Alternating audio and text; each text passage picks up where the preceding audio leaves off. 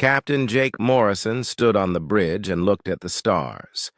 His ship was called Aurora's Edge, and they had been flying through space for 3 months. They were looking for new planets and checking old maps. The crew was doing normal work when something big showed up on their screens.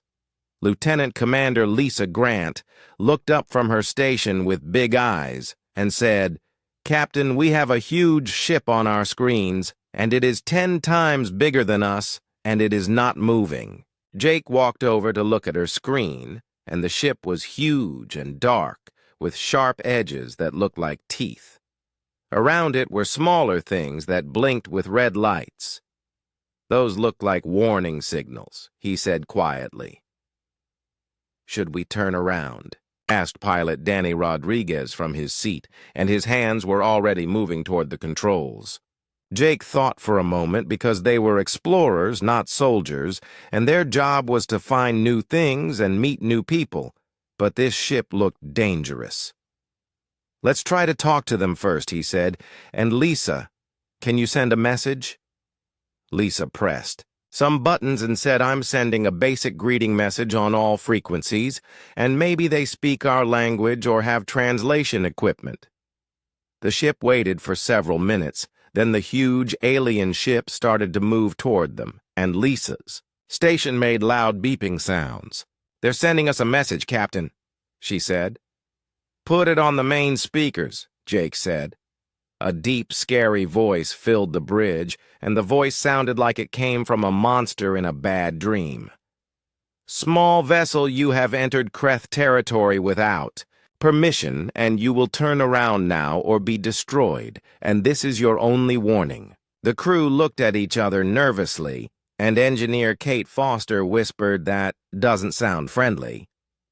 But Lisa did something that surprised everyone, and she pressed the button to reply and spoke in her normal, polite voice.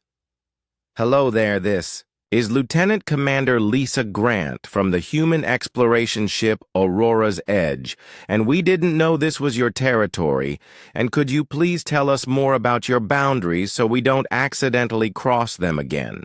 The alien ship stopped moving for a moment, then the scary voice came back, but it sounded confused. "You will leave now, or face the wrath of War Prime Zektar." Lisa tilted her head and looked at Captain Morrison and said, "I think there might be a communication problem and they seem upset, but I'm not sure why." She pressed the button again and said, "I'm sorry, but could you repeat that?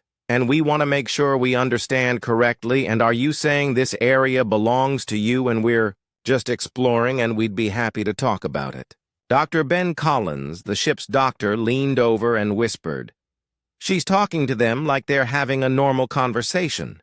The alien ship moved closer, and it was so big that it blocked out the stars, and more scary voices started talking at the same time. "Surrender your ship and prepare to be boarded, and your species will serve the Kreth Empire." Lisa looked at her instruments and then back at the captain and said, "They want to come aboard our ship. And should I ask them what for? And maybe they want to trade or share information about this part of space." Jake was amazed by how calm Lisa stayed, because most people would be scared by now, but she acted like she was talking to someone at a space station asking for docking permission. "Go ahead, Lisa, and ask them what they want," he said. "Attention, Kreth ship," Lisa said into her microphone, "and we'd be happy to meet with you. But could you tell us what you'd like to discuss? And we're peaceful explorers from Earth, and we're interested in learning about other cultures." This time the silence lasted much longer, and when the voice came back it sounded even more confused. "You will be taken to Kreth Prime for judgment, and lower your shields and prepare for transport." Captain Morrison made a decision and said, "Lower our shields but keep our engines ready, and if they want to talk, we'll talk." The huge alien ship sent out a bright beam of light that surrounded the Aurora's Edge, and Jake felt a strange feeling in his stomach as their ship was pulled inside the alien vessel.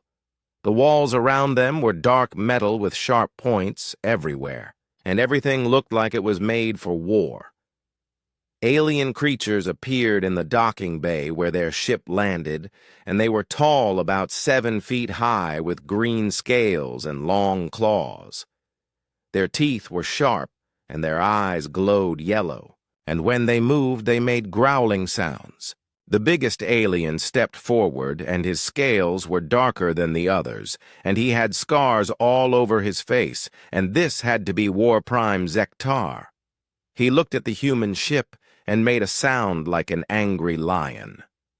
Lisa watched through the window and turned to her captain and said, "They look very different from us, and I wonder what their planet is like, and do you think they eat meat?" Dr. Collins stared at her and said, "Lisa, those are probably the most dangerous-looking creatures I've ever seen." "They do look strong," Lisa agreed. "But look how organized they are, and see how they all know exactly where to stand, and they must have a very advanced society." War Prime Zektar's voice came through their communication system again and said, "Humans, you will come out of your ship now, and you will show proper respect to your superiors." Lisa pressed the communication button and said, "We'd be honored to meet you, and should we bring anything special, and we have some gifts from Earth if you'd like to see them." The alien leader made a sound like he was choking, and several of the other aliens looked at each other in confusion. Captain Morrison gathered his crew and said, "All right, everyone, we're going to meet them and stay calm, be polite, and follow Lisa's lead, because she seems to know what she's doing." They walked down the ramp from their ship, and the aliens towered over them, showing their claws and teeth, and each alien tried to look as scary as possible. War Prime Zektar stepped close to Jake and growled loudly, and his breath was hot and smelled like raw meat. Jake stepped back a little, but kept his calm and said, "Greetings, War Prime Zektar, and I'm Captain Jake Morrison, and thank you for inviting us aboard your ship." Zektar looked confused by this polite response, because he had expected fear, maybe, crying or begging, and instead these small creatures acted like they were meeting friends. Lisa walked up next to her captain and smiled at the alien leader and said, "Your ship is incredible, and how long did it take to build, and the engineering must be very advanced." The other aliens whispered to each other in their own language, because they had never met creatures who responded to their intimidation with curiosity and compliments. War Prime Zektar decided to try again, and he made himself as tall as possible and showed all his teeth and let out his most terrifying roar. The sound echoed through the metal chamber and made the walls shake. Lisa waited for him to finish, then tilted her head slightly and looked at him with genuine interest and said, "Do you want to try that again? And I think there might be a translation issue. And are you trying to tell us something important?" The massive alien predator stood there with his mouth open, not knowing what to say, because in all his years of commanding fear from other species, no one had ever asked him to repeat his battle roar because they thought they might have misunderstood it. The human crew found themselves on a transport ship going to Kreth Prime, which was the homeworld of the alien empire. War Prime Zektar had decided that these strange creatures needed to face the Galactic Council because he still could not understand why they showed no fear. During the 3-day trip, the humans spent their time asking questions about everything they saw. Lisa Grant made notes about the alien technology, while Dr. Ben Collins asked about their food and health, and engineer Kate Foster wanted to know how their engines worked. "Your people seem very curious," said Commander Vex, who was one of Zektar's officers, and he was smaller than the War Prime, but still had sharp claws and yellow eyes. "Oh, yes," replied Amy Parker, who was the cultural expert and had joined the away team. "Humans love to learn new things, and on our world we have thousands of different cultures and languages, and meeting your people is the most exciting thing that has ever happened to us." Commander Vex looked confused, because on his world meeting, The Kreth usually meant death or slavery for other species, but these humans acted like they were on vacation. When they arrived at Kreth Prime, the humans stared in wonder at the massive cities and tall buildings, and everything was built from dark metal and looked like it was made for war. But Amy Parker pointed out how well organized everything was and how smoothly the traffic moved. The city planning is remarkable, she told Commander Vex. And how do you coordinate so many people and vehicles, and you must have very smart leaders. Vex had never thought of their cities as anything special, because they were just built to show power and control fear, but listening to Amy describe them made him see them differently. The council chamber was enormous, with a high ceiling and walls covered in weapons from defeated enemies. Representatives from dozens of alien species sat in seats arranged around a central floor where prisoners usually stood to beg for mercy. Captain Morrison and his team were brought to the center of the chamber, and above them sat the most powerful beings in the galaxy. There was Council Leader Thys, who was a snake-like creature with purple scales and cold eyes, and next to her was General Krax of the Nexari, whose crystal body reflected light like a rainbow. Dozens of other alien leaders looked down at the humans with expressions ranging from curiosity to hunger. So said Council Leader Thys in a voice like sliding ice, and these are the creatures who do not understand fear, and Kreth War Prime, Zektar says you entered their territory without permission and showed no proper respect. Captain Morrison stepped forward and said, Honorable Council Leader, we are explorers from a planet called Earth, and we did not know we had entered anyone's territory, and we apologize for any misunderstanding, and we would like to learn about your laws so we can follow them properly. The council members whispered to each other because usually new species begged for their lives at this point. Amy Parker walked up next to her captain and said, If I may ask, how does someone request permission to enter different territories, and do you have maps we could study? And what are the proper ways to show respect to different species, because we want to make sure we don't accidentally offend anyone? General Krax made a sound like breaking glass and said, You will pay tribute to the dominant species in each sector, and you will offer your resources and your people as servants. And this is how the galaxy works. Amy pulled out a small device and started taking notes and said, That's very interesting, and what kind of tribute do different species prefer, and how do we apply to become members of your confederation, and are there any forms we need to fill out? The council chamber fell silent because no species had ever asked to join the confederation, and they were forced to join after being conquered. There are no forms, said Thys slowly, and you surrender or you are destroyed.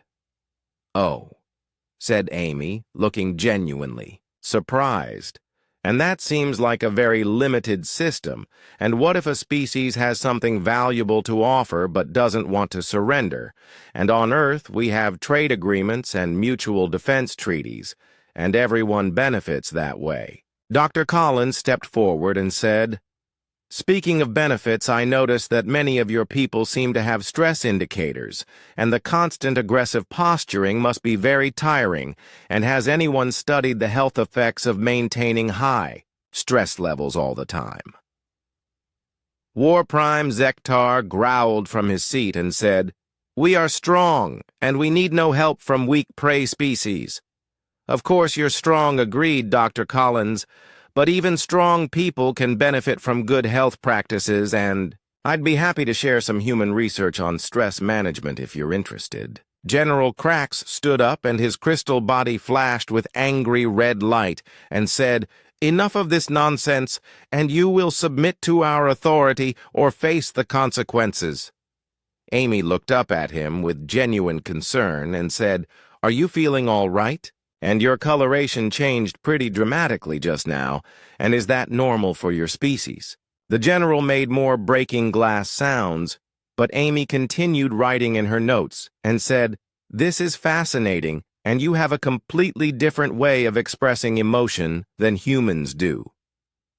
Council Leader Thys decided to end this strange conversation, and she raised herself up to her full height and spread her hood wide and hissed loudly. "You will kneel before this council and accept your place as servants of the Galactic Order," she said.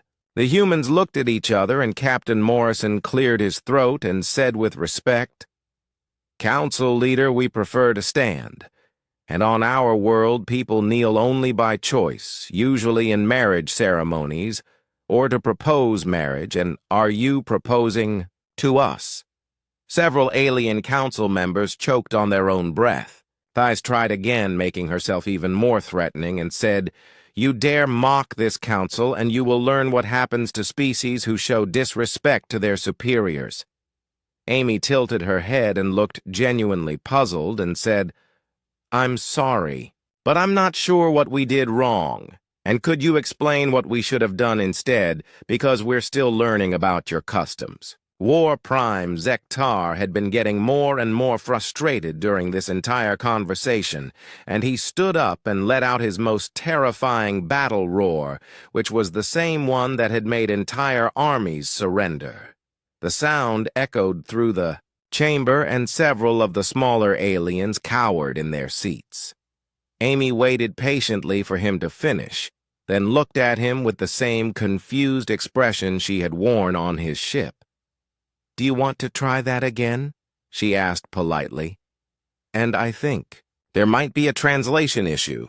The massive predator stared at her in complete shock, and around the chamber the most powerful beings in the galaxy sat in stunned silence, because no one had ever responded to their intimidation tactics with such calm confusion.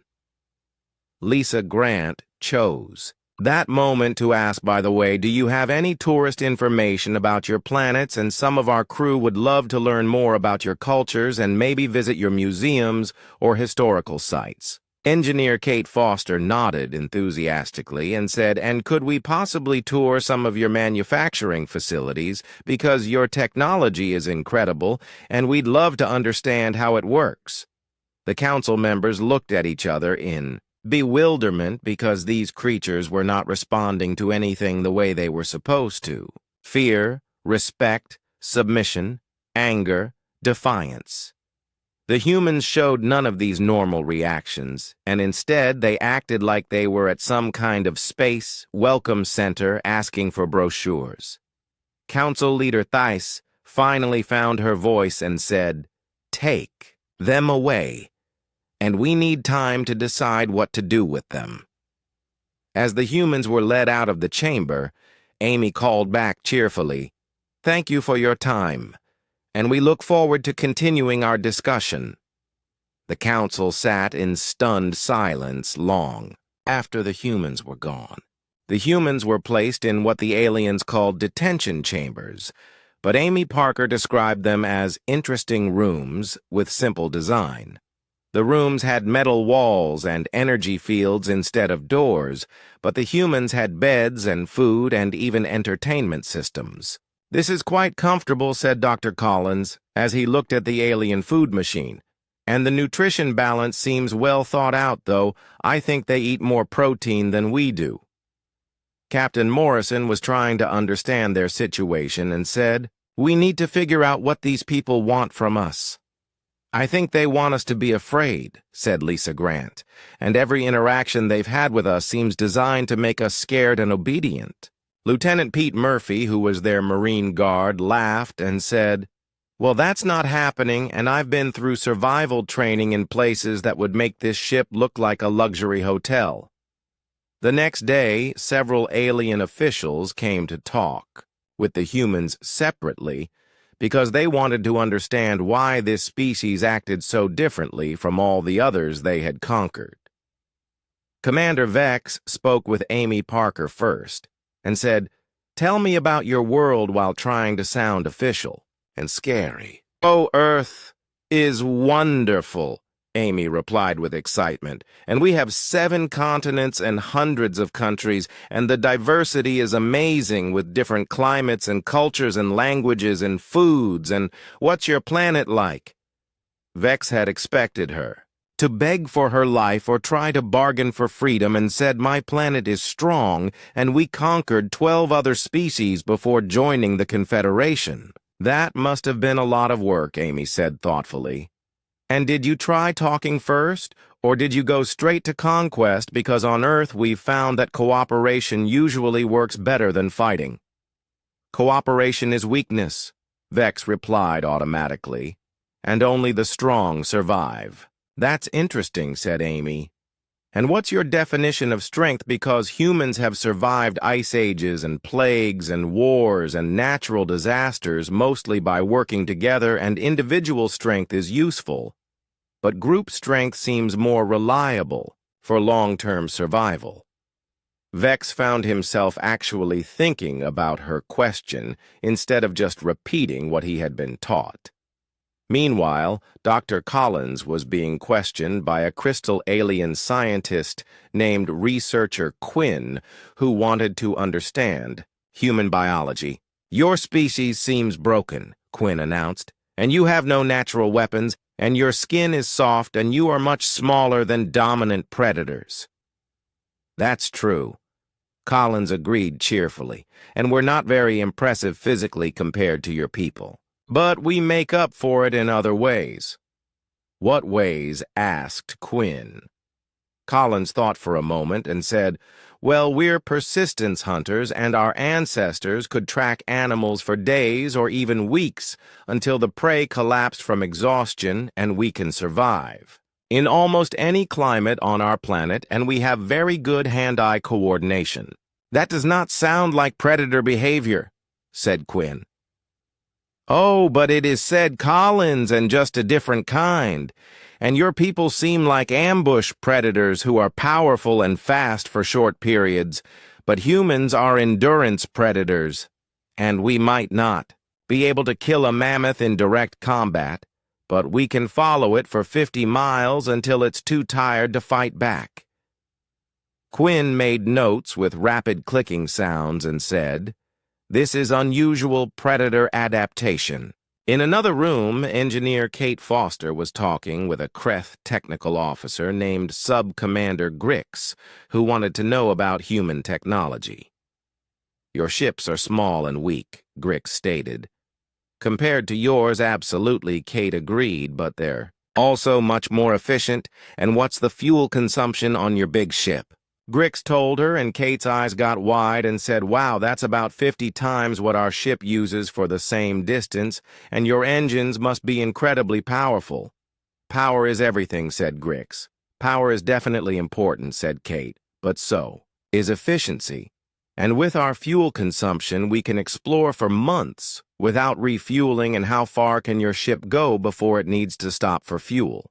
Grix realized that his massive, powerful ship could only travel for a few weeks before needing to return to base, while the small human ship could stay in space much longer. The most interesting conversation happened between Lieutenant Murphy and War Prime Zektar himself, because the alien leader wanted to understand human military thinking. "Your people have no claws and no fangs and no natural armor," Zektar growled. "And how do you fight?" "With our brains mostly," Murphy replied, "and teamwork and individual humans aren't very dangerous, but humans working together can be pretty effective." "Show me," said Zektar. Murphy thought for a moment, then started talking about human military history, and he described how human armies coordinated attacks across vast distances, and how they adapted to any environment, and how they never stopped fighting as long as any humans were still alive. "We had a war on our planet that lasted 6 years," Murphy said casually, "and it involved almost every human nation and was fought on every continent and in every ocean, and the total number of soldiers and civilians involved was over 100 million people." Zektar stared at him and said, 100 million warriors." "Well, not all warriors," Murphy said, "but yes, and when humans decide to fight a war, we can mobilize huge numbers of people, and we're very good at learning from our enemies. And if you defeat Us once with a certain tactic will figure out how to counter it and come back stronger. How many wars have humans fought? Asked Zektar. Murphy laughed and said thousands and maybe tens of thousands if you count all the small ones, and we're actually pretty good at fighting. We just prefer not to do it unless we have to. These conversations were recorded and shared among the alien leadership, and slowly a disturbing picture began to emerge. The humans were not prey species at all, and they were predators, just a completely different type of predator than anything the galaxy had seen before. Most galactic predators were built for individual dominance, and they were bigger and stronger and more dangerous than other species, and their societies were based on fear and submission, where the strongest individuals ruled everyone else. But humans were pack predators, and they were individually weak, but collectively strong, and their entire species worked together like a single organism when necessary, and they didn't rule through fear, but succeeded through cooperation. Even more disturbing was the realization that humans chose to be peaceful, and they had the ability to be dangerous, but they preferred to be friendly, and this was not weakness, but restraint. Council leader Theiss called an emergency meeting and said, "We may have made an error, and these humans are not prey species seeking our protection." "What are they then?" asked General Krax. "They are predators who choose not to hunt," she replied. The chamber fell silent as the meaning sank in, and if the humans were predators, why didn't they act like it? And why did they insist on cooperation instead of conquest? And most importantly, what would happen if they decided to stop being friendly? War Prime Zektar spoke up from his seat and said, "I have fought many species, and I have never met any that responded to intimidation with curiosity, and these humans do not fear us because they do not think like prey." "Then what do they think like?" asked Theiss. "Like predators who are choosing to be polite," said Zektar. The council members looked at each other nervously, because for the first time in their lives, the galaxy's most powerful predators were beginning to feel like they might not be at the top of the food chain after all. While the Galactic Council talked about what to do with the humans, a crisis happened that would test everyone's ideas.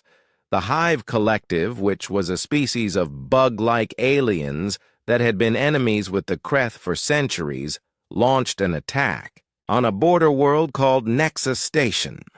The station was home to several species and worked as a trading post between different territories, and the Hive Collective had always wanted to control it, but the Galactic Council had kept them away through shows of force. Now they decided to test whether the Council was still strong enough to protect its holdings. The attack came without warning, and thousands of Hive ships swarmed the station like angry insects, and their plan was simple, which was to overwhelm the defenders with pure numbers and eat everything useful on the station. Council leader Theiss got the emergency message while the human situation was still being talked about, and the Hive has attacked Nexus Station, reported her aid, and they demand that we surrender it to them, or they will destroy everything. War Prime Zektar stood up immediately and said we must respond with overwhelming force and show them that the Council is not weak. "But our nearest fleet is 3 days away," said General Krax, "and the station will be destroyed before we can reach it." Amy Parker, who had been listening from the detention area through the communication system, pressed the intercom button and said, "Excuse me, but did you say someone is attacking a civilian station?" The council members looked at each other in surprise because they had forgotten the humans were listening. "This is not your concern," said Theiss. "Well, actually, it is," said Captain Morrison, taking the communication device from Amy, "and our ship is only 6 hours away from Nexus Station, and we could help with evacuation efforts or provide assistance." The aliens stared at the speakers in disbelief. "And your ship is tiny," said Zektar. "And what could you possibly do against the Hive Collective?" Maybe not much, Morrison admitted, but we have to try because people are in danger. War Prime Zektar was confused and said they are not your people, and you have no territory to defend and no resources to protect, and why would you risk your lives? Because it's the right thing to do, said Lisa Grant. And on Earth we have a saying that the only thing necessary for evil to triumph is for good people to do nothing. The council members whispered among themselves because this behavior made no sense according to their understanding of predator logic, and predators fought to protect their own territory and resources, not to help strangers. But Captain Morrison was already giving orders to his crew and said, Lisa, contact our ship and tell them to plot a course for Nexus Station, and Danny, I want maximum speed, and Kate, can our engines handle sustained high-power operation? For a good cause, absolutely, Captain, Kate replied. Dr. Collins added, I'll prepare the medical bay for casualties, and Amy, can you help me gather emergency supplies? The aliens watched in amazement as the humans changed from curious tourists into a focused rescue team in a matter of minutes. Council. Leader Theiss made a decision that surprised everyone, including herself, and said, War Prime Zektar, escort the humans to their ship because I want to see what they actually do. 6 hours later, the Aurora's Edge arrived at Nexus Station to find chaos, and hive ships filled the space around the station like a cloud of metal insects. And the station's shields were failing, and pieces of the structure were already broken off and floating in space. My God, whispered pilot Danny Rodriguez as he saw the size of the enemy fleet, and there must be thousands of them. Captain Morrison studied the tactical display and said, we can't fight them all, but maybe we don't have to. And Lisa, try to contact the station and find out how many people need evacuation. Already on it, Captain said, Lisa, and the station commander says they have about 5,000 civilians, and their evacuation ships were destroyed in the first wave of attacks. Dr. Collins looked at the numbers and said, our ship can't carry 5,000 people. No, agreed Morrison, but we can buy them time, and he turned to the communication station and said, Lisa, send a message to the Hive fleet. What should I tell them? Asked Lisa. Morrison thought for a moment and said, tell them that this is Captain Jake Morrison of the human exploration ship Aurora's Edge, and tell them we're requesting safe passage for civilian evacuation. Lieutenant, Murphy stared at his captain and said, Sir, you're asking a hostile alien swarm for permission to evacuate their targets. It's worth a try, said Morrison.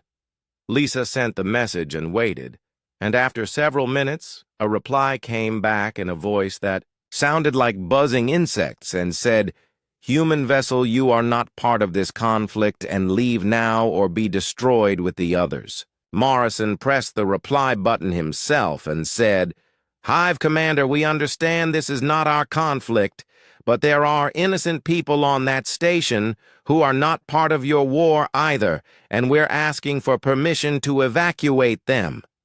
The reply came back faster this time and said negative, and all resources on the station belong to the Hive and leave immediately. Captain Morrison looked at his crew, and each of them nodded back at him because they all understood what he was going to do. Hive Commander, we cannot leave innocent people to die, and we're going to evacuate them whether you give permission or not, he said. The communication channel filled with angry buzzing sounds, then went silent. Well said, Danny Rodriguez, as he adjusted their course toward the station, and I guess we're doing this the hard way. What happened next amazed the Kreth observers who were watching the situation, and the tiny human ship did not try to fight the vast Hive fleet, but instead it began moving through the swarm using techniques that no one had seen before. Danny Rodriguez flew the ship like it was part of a much larger group, making sudden turns and speed changes that confused the Hive ships, and when enemy vessels moved to stop them, the Aurora's Edge would slip between them at the last second, using the aliens' own numbers against them. How are they doing that? asked War Prime Zektar to his tactical officer. They're treating the enemy fleet like an obstacle course instead of a combat formation, came the reply, and they're not trying to fight. Their way through, but dancing through the gaps. The Aurora's Edge reached the station and began taking on refugees, but they could only carry a few hundred at a time, and they needed more ships. That's when something unexpected happened, and Captain Morrison sent out a general distress call on all frequencies and said, "This is Captain Morrison requesting assistance with civilian evacuation at Nexus Station, and any ships in the area, please respond." Ships began arriving from all directions, and not military vessels, but civilian cargo ships and passenger transports, and even some alien species that were not part of the Galactic Council, and word had spread that someone was standing up to the Hive Collective, and volunteers were coming to help. The Hive Collective found themselves facing not one small ship, but dozens of vessels working together in perfect coordination, and every time they moved to attack one ship, 3 others would cover it. And when they tried to surround the evacuation fleet, the ships would scatter and regroup somewhere else.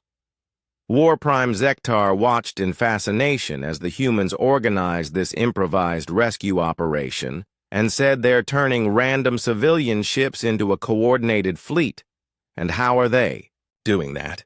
The humans are acting as communication coordinators, his aide replied, and they're telling each ship where to go and what to do, and all the other ships are following their instructions. But why would alien species take orders from humans? Asked Zektar. Because the humans are the only ones who came here to help instead of to fight, said his aide. By the end of the day, all 5,000 civilians had been evacuated from Nexus Station, and the Hive Collective, frustrated by their inability to stop the rescue operation, finally withdrew to plan a different attack. The volunteer ships went back to their homes, but not before many of their captains asked Captain Morrison how they could stay in contact with humans in the future. War Prime Zektar returned to the Council with his report and said the humans did not defeat the Hive Collective in battle, and they did something much more dangerous, and they convinced dozens of other species to work together voluntarily. Council. Leader Theiss felt a chill run through her scales and said, "What are you saying?" "I'm saying that these humans have shown the galaxy a different way to have power," said Zektar, "and not through fear or conquest, but through cooperation and leadership. And other species are starting to follow them. The rescue at Nexus Station changed everything. And within weeks, species throughout the galaxy were talking about the humans who had risked their lives to save strangers, and the story spread faster than any military conquest ever had." Council. Leader Theiss called an emergency session to discuss what they were calling the human problem, and representatives from dozens of species attended, including many who had never been invited to speak before. "The situation is becoming unstable," Theiss announced to the assembled crowd, "and lesser species are questioning the traditional order, and they point to the human intervention as proof that there are alternatives to our current system." War Prime Zektar stood to address the council and said, "I have studied these humans extensively, and they are indeed predators, but they use their predator instincts in ways we have never seen, and they hunt cooperation instead of individuals, and they track long-term benefits instead of immediate victories. What do you recommend?" asked General Krax. Before Zektar could answer, Amy Parker's voice came from the communication system and said, "Excuse me, but could we participate in this discussion? Because it seems to be about us." The council members looked at each other in frustration because they had forgotten to cut off the humans' access to the chamber communications. "This is a private council session," said Theiss. "We understand," Amy replied politely, "but we might be able to help solve the problem you're discussing. And would you like to hear our suggestions?" Despite everything, Theiss found herself curious about what the humans would propose and said, "Very well, and you may speak." "Thank you, Council Leader," said Captain Morrison's voice, joining the conversation. "And we've been listening to your concerns, and we think there might be a solution that benefits everyone." "Impossible," growled Zektar, "and your very existence threatens the stability of our system." "Does it really?" asked Amy, "or does it offer an opportunity to build something better and think about what happened at Nexus Station, where dozens of different species worked together successfully, and no one was forced to participate, but everyone contributed what they could?" Dr. Collins added his voice and said, from a medical perspective, "Your current system creates enormous stress for everyone involved, and the dominant species have to maintain constant vigilance against challenges to their authority and the subordinate. Species live in perpetual fear, and that level of chronic stress is unhealthy for entire civilizations." "We are strong," insisted General Krax, "and we do not need your medical advice." "Of course you're strong," agreed Dr. Collins. "But imagine how much stronger you could be if you didn't have to waste energy on intimidation and fear management. And what if you could focus all that power on exploration and scientific advancement and cultural development?" Engineer Kate Foster joined the conversation and said, from a technical standpoint, "Your current system is incredibly inefficient, and every species has to maintain separate military forces and separate supply chains and separate research programs. And think of how much you could accomplish if you combined your resources voluntarily instead of through conquest." The council chamber filled with murmurs of conversation as species representatives discussed these ideas among themselves. Lisa Grant spoke up next and said, "What if we tried a different approach, and instead of ruling through fear, what if the strongest species led through example? And what if membership in the galactic community was something species wanted to join, rather than something they were forced into? Ridiculous," said this, "and without fear, there is no order." Amy's voice carried a gentle challenge and said, "Council Leader, may I ask you a personal question?" "What kind of question?" asked Thais. "When you make a decision as a leader, do you want your people to follow you because they're afraid of you, or because they believe you're making the right choice?" asked Amy. Thais paused for a long moment and said, "I want them to follow, because I am strong. But strength can mean different things," Amy continued, "and physical strength, yes, but also the strength to make difficult decisions, and the strength to protect those who cannot protect themselves, and the strength to choose cooperation over conquest when it leads to better outcomes." War Prime Zektar found himself speaking before he realized it and said, in the rescue operation, the humans were followed not because they were the largest or most powerful ship, but because they were the only ones willing to risk themselves for others. "Exactly," said Captain Morrison, "and true leadership isn't about making people afraid to disobey you, but about making them want to follow you." Council Leader Thess felt something she had never experienced before, which was doubt about the system. She had spent her life maintaining and said, "What are you proposing?" Amy's voice became more formal and said, "We propose the creation of a new kind of galactic organization, and one based on voluntary cooperation instead of forced submission, and species would join because they want the benefits of membership, not because they fear destruction." "And what would these benefits be?" asked General Krax. Dr. Collins answered and said, "Shared medical knowledge to improve health and extend lifespans for all species and joint research projects, to advance science and technology faster than any single species could manage alone, and coordinated defense against real threats like the Hive Collective."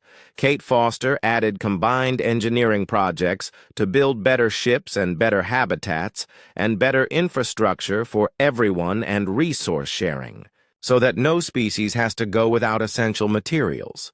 Cultural exchange programs, said Amy enthusiastically, and art and music and literature and philosophy, and imagine what we could learn from each other and humans alone, have thousands of different cultures, and how much richness must exist across all the species in the galaxy. The chamber had grown very quiet as species representatives considered these possibilities. War Prime Zektar spoke slowly and said, "You are describing a galaxy where strength comes from unity instead of dominance." "Yes," said Captain Morrison, "and it would require the strongest species to lead by example instead of by force, and the Kreth and the Nexari and the Vorthak would still be leaders, but you would lead through contribution instead of intimidation." Thais found herself asking, and if some species refuse to participate, and if they choose to remain hostile. "Then the cooperative species work together to defend themselves," replied Lieutenant Murphy. "But defense, not conquest, and protect what you've built. Don't destroy what others have built." General Krax made his crystal body flash with thoughtful blue light and said this system would require trust between species that have been enemies for centuries. "Trust has to start somewhere," said Amy gently, "and it started when we asked War Prime Zektar to repeat his battle roar, because we thought there might be a translation issue, and it continued when we thanked him for inviting us aboard his ship, and small acts of trust can grow into large partnerships." A new voice spoke up from the gallery, and it belonged to Captain Yix of the Centaurian Trade Fleet and said, "My species has been paying tribute to the Kreth for 50 years, but when the humans called for help at Nexus Station, it was the first time anyone had ever asked us to contribute instead of surrender, and we felt useful." Other voices began joining in, and species after species shared similar stories about how the rescue operation had made them feel valuable instead of worthless. War Prime Zektar stood up and looked around the chamber, and for the first time in his life, he was seeing the galaxy not as a collection of predators and prey, but as a community of different peoples with different strengths. "Council Leader Thys," he said formally, "and I request permission to speak with the human Ambassador Parker privately." "Granted," said Thys. Later that day, Zektar met with Amy in a small conference room, and the massive alien warrior looked down at the small human diplomat and struggled to find the right words. "Your people have shown us something we did not know existed," he said finally. "What's that?" asked Amy. "A different kind of strength," said Zektar, "and for my entire life, I believed that showing mercy was weakness, and that helping others was foolishness, and that cooperation was surrender." Amy waited patiently for him to continue. "But when I watched your ship rescue those civilians, I realized that you were not weak," said Zektar, "and you were choosing to be gentle, and there is a difference." "Yes, there is," said Amy. Zektar looked out the window at the stars and said, "My people have ruled through fear for so long that we have forgotten why we wanted to rule in the first place, and we thought power was the goal, but power is just a tool, and the question is, what you use it for." Amy smiled and said, "So what do you want to use your power for?" The great alien warrior considered this question for a long time and said, "I think I would like to use it to build something instead of destroy something, and to protect people instead of threatening them, and to earn respect instead of demanding it." "That sounds like excellent leadership goals," said Amy. "Will you help us learn how?" asked Zektar. Amy Parker, cultural expert from a small blue planet called Earth, reached out and shook the clawed hand of War Prime Zektar, former terror of the galaxy, and said we'd be honored to. 6 months later, the new Galactic Accord was signed by representatives of 47 species, and the document established the first voluntary interstellar confederation in galactic history with principles of cooperation and